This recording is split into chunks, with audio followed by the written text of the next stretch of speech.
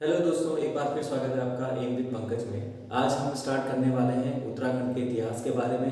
जानेंगे कि उत्तराखंड में जो इतिहास है उसमें कितने प्रकार के वंशज हुए, कौन कौन से वंशज यहाँ पर आए जिन्होंने भाई यहाँ पर उत्तराखंड पर राज किया, चाहे गढ़वाल हो चाहे कुमाऊं हो। जानेंगे कि कौन सी ऐसी बाहरी जो ताकतें थी, चाहे गोरखा हो चाहे ब्रिटिश हो, जिन्होंने यहाँ पर आक्रमण किया और यहाँ पर अपना शासन चलाया। जानेंगे इन लेक्चरों में कि किस प्रकार से जो उत्तराखंड है वो स्वतंत्र हुआ। जानेंगे तो अगर हम देखें उत्तराखंड पर विभिन्न प्रकार के वंशजों के बारे में, तो सबसे ज्यादा जो इम्पोर्टेंट है हमारे लिए वो है परमार वंश या गढ़वाल पर पंवार वंश। तो गढ़वाल का इतिहास देखेंगे हम पंवार वंश में, और इसी के साथ साथ जब हम कुमाऊं के परिप्रेक्ष्य में देखेंगे तो वहां पर देखेंगे चंद वंश के बारे में। तो आज का सेशन हम स्टार्ट करते हैं पंवार या परमार वंश से। तो परमार वंश की अगर हम बात करें तो जो ये पंवार वंश है, इसका अगर हम बात करें कनकपाल के बारे में, एक शासक यहाँ पर आता है कनकपाल। जानेंगे कि भाई ये कनकपाल था कौन। तो कहा जाता है कनकपाल जो था धार नगरी से यहाँ पर आया, और इसके समकालीन जो एक राजा हुआ, परमार उस राजा हुआ करता था, उसका नाम था वाकपति प्रथम। तो कुछ इतिहासकार ऐसे कहते हैं कि ये जो कनकपाल था धार नगरी से आया। कब? 888 ईस्वी में धार नगरी से आया। और कहां पर आया? तो भाई चांदपुरगढ़ में आया। और चांदपुरगढ़ जो है उस समय राजा था वहां का कौन? भानु प्रताप। ठीक है, भानु प्रताप वहां का राजा उस समय हुआ करता था। अब कुछ इतिहासकार जो है इस पर एक मत नहीं है। इस कनकपाल के गढ़वाल पर आगमन में कुछ इतिहासकार एक मत नहीं है। क्यों नहीं है? कि कुछ इतिहासकार इसको 888 ईस्वी मानते हैं, कुछ लगभग इसको 640 के आसपास मानते हैं। लेकिन अगर देखें हम एटकिंसन को ना मानते हुए अगर हम हरिकृष्ण रतुड़ी जी जो हैं उनको आधार मानते हैं, और उन्हीं के आधार पर हम किसको 888 ईस्वी को मानते हैं कि कनकपाल जो है धार नगरी से यहाँ पर आया होगा। और कहाँ पर? चांदपुरगढ़ में आया, जहाँ का शासक उस समय गढ़पति कौन था? भानु प्रताप था। और इससे इतना प्रभावित हुआ कि अपनी बेटी का विवाह किससे कर दिया? इस कनकपाल से क्या कर दिया? अपनी बेटी का विवाह कर दिया। कुछ इतिहासकार ऐसा मानते हैं कि जो ये कनकपाल था, ये जो वाकपति है इसके समकालीन था। तो कुछ कहते हैं कि ये वाकपति का छोटा भाई था। और उस समय पर जो मध्यकालीन इतिहास की बात करें तो उस समय कौन सा शासक? परमार वंश वहां पर था मध्यकालीन इतिहास में। और यहाँ पर इस इतिहास में 1305 ईस्वी में अलाउद्दीन खिलजी ने अटैक किया और इनके शासन को क्या कर दिया? खत्म कर दिया, बहुत ज्यादा विध्वंस कर दिया। और ये भागकर जो कनकपाल था ये भागकर कहाँ आया? गढ़वाल क्षेत्र की ओर आया, जहां पर ये किससे मिला? भानु प्रताप से मिला चांदपुरगढ़ में। तो ये भी कहा जाता है। तो एटकिंसन को मानते हुए हम हरिकृष्ण रतुड़ी जी को मानते, उनका जो बताई गई तिथि है उसको आधार मानते हुए, क्योंकि जो 640 अगर हम वाकपति को, इस स्टोरी को अगर सही माने कि ये वाकपति का भाई था, तो भाई जो परमार वंश है वो 700 ईस्वी के आसपास ही उभर कर सामने आया। यानी उसकी स्थापना का जो लगभग समय है वो 700 ईस्वी है। ठीक है, तो अगर इस कहानी के तौर पर चले तो ये 700 ईस्वी गलत हो जाती, क्योंकि वाकपति उस समय आएगा ही नहीं। ठीक है, तो हम हरिकृष्ण रतुड़ी को आधार मानते हैं और 888 ईस्वी में कहते हैं कि कनकपाल धार नगरी से यहाँ पर आया। और भाई भानु प्रताप ने अपनी बेटी की शादी किससे कर दी?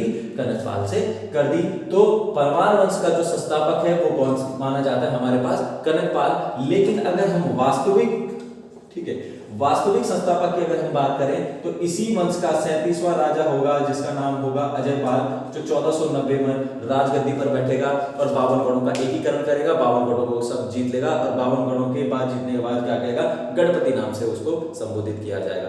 ठीक है, तो यहाँ पर जो अजयपाल है वास्तविक संस्थापक कहा जाता है पंवार का, किसे? अजयपाल को। लेकिन अगर हम केवल संस्थापक की बात करें या स्थापना, तो किसने की थी? कनकपाल के द्वारा जो परमार वंश है उसकी स्थापना कर दी गई थी। इसी के बाद अगर हम बात करें कुछ राजाओं के बारे में, तो अगला आता है हमारे पास आनंदपाल।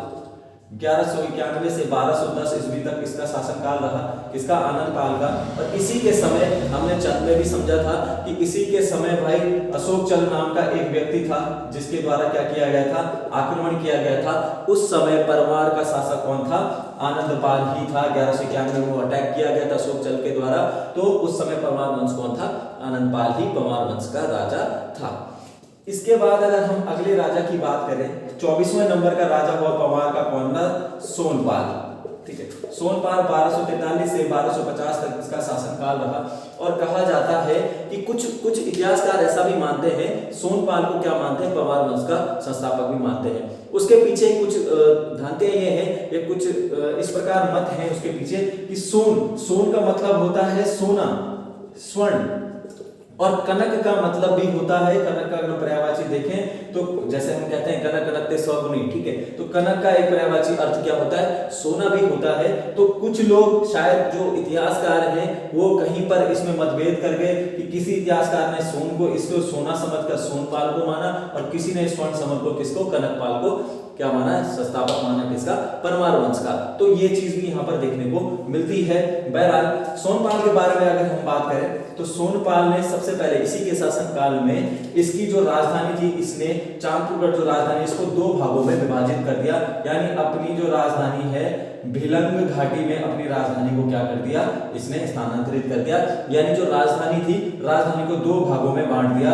एक तो भाई हमारे पास अलकनंदा घाटी में, और दूसरा जो अलकनंदा घाटी यानी चांदपुर वाली, और दूसरी हमारे पास कौन सी, भिलंग घाटी में इसने क्या कर दिया, उसको स्थानांतरण कर दिया। जब इसने इस भिलंग घाटी को जब स्थानांतरण किया राजधानी का, तो उस समय यहाँ पर इस राजधानी को सोनवंशी के नाम से भी जाना जाता है।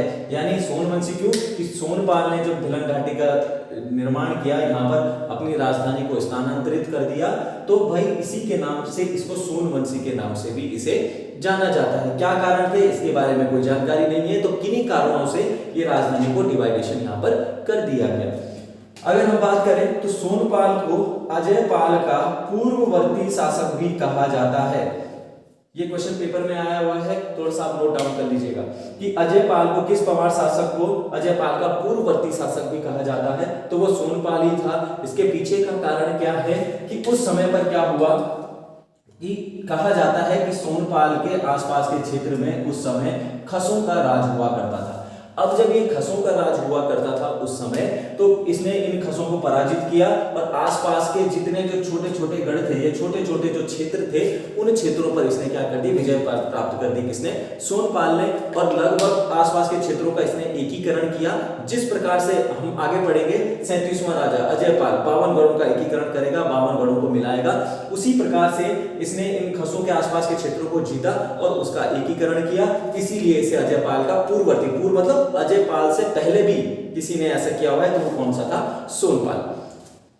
सोनपाल के बाद हमारे पास अगला जो राजा आने वाला है 28वां नंबर का, उसका नाम है लखनदेव, या कहीं पर उनका नाम मिलता है लसनदेव। क्या, लसनदेव। तो जो लखनदेव और लसनदेव है, ये हमें लगभग 1310 ईस्वी से 1333 ईस्वी तक यहाँ पर ये मिलने वाले हैं। और लखनदेव ने सबसे पहला परमार शासक जिसने स्वमुद्रा चलाई, अपने नाम की मुद्रा चलाई, यानी मुद्राओं का पहले बार जो प्रचलन हमें मिलेगा वो लखन के देव के शासनकाल में या लसन देव के शासनकाल से ही मिलता है। पहला ऐसा परमार शासक जिसने अपने नाम की क्या चलाई, मुद्रा चलाई। और वो मुद्रा किस धातु में थी, तो याद रखिएगा वो मुद्रा किस में थी, तांबे धातु की क्या चलाई, अपनी एक मुद्रा चलाई। तो पहला परमार शासक जिसने स्वमुद्रा यहाँ पर चलाई वो कौन सा था, लखनदेव। इसी लखनदेव के बाद अगर हम बात करें, ठीक है, अनंतपाल, ठीक है, तो ये जो अनंतपाल था हमारे पास, इसका हमें एक धारशिल अभिलेख मिला है। उखीमठ से हमें क्या मिला है, इसका एक धारशिल अभिलेख मिला है, किसके, अनंतपाल के शासनकाल में, जहां पर ये कहा गया है कि भाई किस इस जो धारशिल जो अभिलेख है, इससे हमें क्या जानकारी मिलती है, तो हमें किसके बारे में, जो भाई सोनपाल के द्वारा अपनी राजधानी को स्थानांतरित किया गया था, एक तो अलकनंदा घाटी और दूसरा कौन सा, भिलंग घाटी में जो ट्रांसफर किए गए थे, स्थानांतरित किया गया था, उसकी जानकारी हमें इस अनंतपाल के धार्शिक अभिलेख से मिलती है। इसी के जस्ट बाद हमारे पास आया अगला जो प्रतापी शासक वो हुआ जगतपाल। तो ये जगतपाल जो था, इस जगतपाल का एक ताम्रपत्र है हमें, वो ताम्रपत्र हमें देवप्रयाग के, जो देवप्रयाग में जो रघुनाथ मंदिर है, उस रघुनाथ मंदिर से हमें इस जगतपाल का एक बहुत पुराना ताम्रपत्र मिलता है, जिस ताम्रपत्र में ये जानकारी मिलती है कि इससे पहले के इन जो जितने भी शासक हुए जगतपाल के से पहले के, इन सब के बारे में जो जानकारी मिलती है वो किसमें मिलती है, इस देवप्रयाग में प्राप्त इस जगतपाल के इस रघुनाथ मंदिर से मिले हुए इस ताम्रपत्र से हमें जानकारी मिलती है कि ये जो चीजें घटित हुई हैं इससे पूर्ववर्ती शासकों की, ये शासक अगर भी यहाँ पर वंश रहेगा या ये शासक भी इन पवार वंश के शासकों में हुए हैं। इसी ताम्रपत्र में जगतपाल ने खुद को क्या कहा है, तो रजवार शब्द की यहाँ पर खुद को क्या कहा है, इसी ताम्रपत्र में जगतपाल ने खुद को रजवार कहा है। रजवार का अर्थ जो हमारे इतिहासकार है वो लगाते हैं एक समृद्ध राज्य से, यानी एक समृद्ध राज्य या एक समृद्ध राजा से यहाँ पर तात्पर्य है कि भाई इसने खुद को रजवार कहा कि इसने खुद को ये कहना चाहते हैं खुद को कि मैं क्या हूँ, एक समृद्धशाली, मेरा जो राज्य है एक समृद्धशाली राज्य है या मैं एक समृद्धशाली राजा हूँ। तो इसका इस शब्द का तात्पर्य इतिहासकारों ने यहाँ पर लगाया है। तो आज इस सेशन में देखा हमने परमार वंश के कुछ महत्वपूर्ण शासकों के बारे में जानेंगे, बात करेंगे हम सबसे प्रतापी शासक 37वां राजा अजयपाल के बारे में। तो मिलेंगे उत्तराखंड के इस अगले सेशन में।